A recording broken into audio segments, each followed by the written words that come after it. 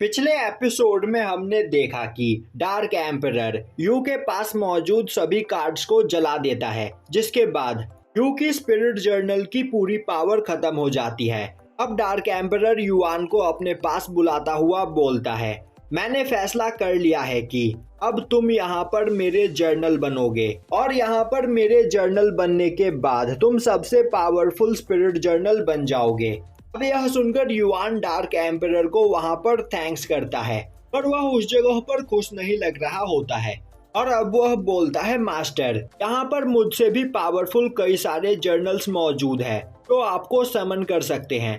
तो आखिर आप मुझे ही अपना स्पिरिट जर्नल क्यों बनाना चाहते हो? क्या होगा अगर मैं आपकी पावर्स को कंट्रोल नहीं कर पाया?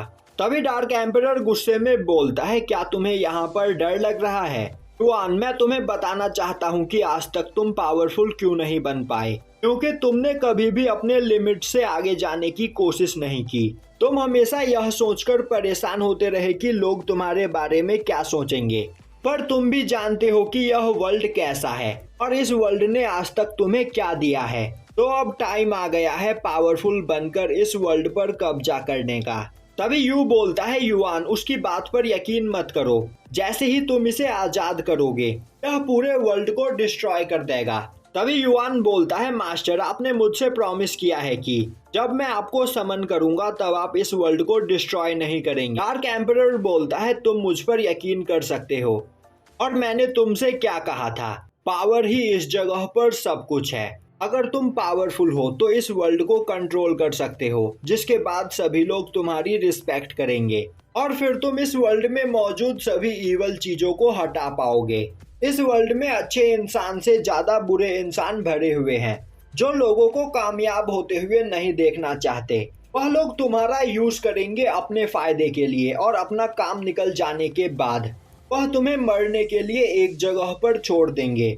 क्या तुम उस बारे में भूल गए हो किस तरह लोगों ने तुम्हें ट्रीट किया था? यू बोलता है, युआन, उसकी बात पर यकीन मत करो, मेरे साथ यहाँ पर तुमसे भी ज्यादा बुरी चीजें हुई है। जब मैं पैदा हुआ तब मेरी मॉम मर गई और जब मेरी एज काफी कम थी तब मेरे डैड भी कहीं गायब हो गए। जिस दिन के बाद से मैंने अपनी डेली लाइफ में स्ट्रगल किया है, पर इतना सब कुछ होने के बाद भी मैं एक ईवल पर्सन नहीं बना।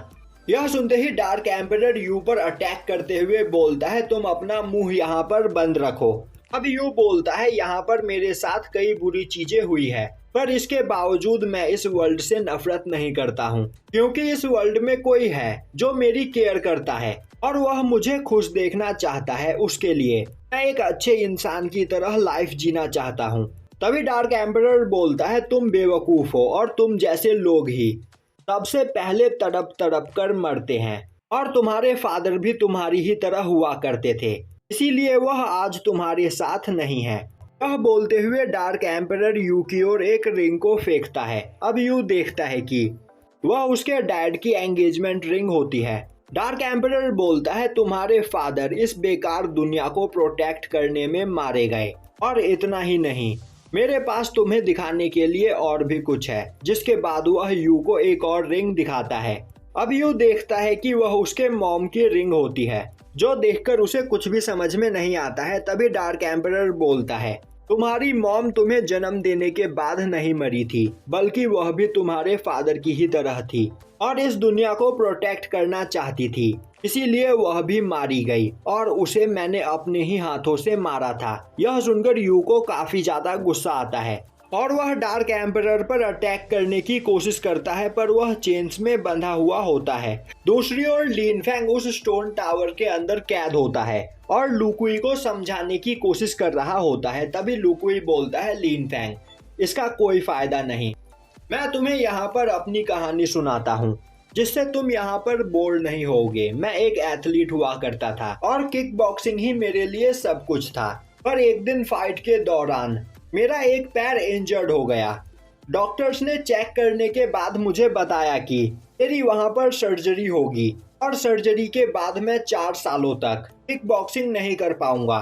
मैं सर्जरी के लिए तैयार था। तभी मेरा कोच मेरे पास आया और उसने मुझसे कहा कि मैं इस मैच को खेलने के बाद सर्जरी करवाने के लिए जा सकता हूँ, क्योंकि उस मैच में कोच के काफी ज्यादा पैसे लगे हुए थे।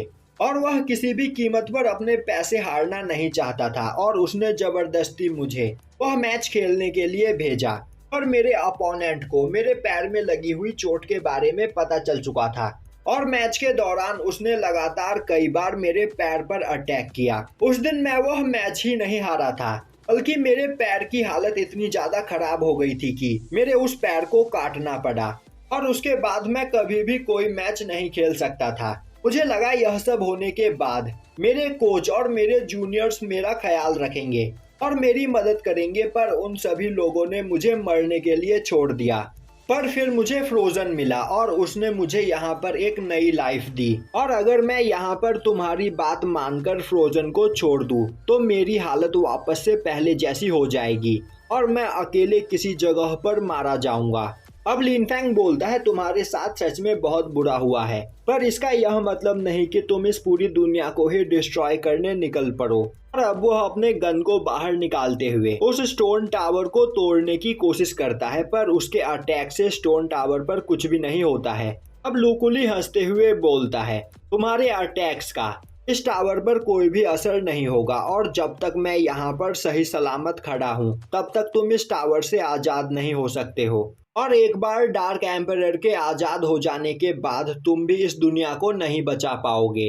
अब यह सुनते ही लिनफेंग अपने दोनों गन्स को आपस में मर्ज कर देता है, जिसके बाद वह उस ओर निशाना लगाता है जिस ओर लुकुली खड़ा होता है। लुकुली हंसता हुआ बोलता है, तुम्हारी बुलेट मुझ तक नहीं पहुंच सकती है। और तभी लिनफेंग की बुलेट स्टोन टावर को तोड़ते हुए सीधा लुकुली के पास चली जाती है और अब वह बुलेट लुकुली को लगने ही वाला होता है कि तभी फ्रोजन बीच में आते हुए उस बुलेट को अपने मुंह से पकड़ लेता है और अब उस जगह पर एक काफी बड़ा ब्लास्ट होता है और यहीं पर यह एपिसोड खत्म हो जाता है।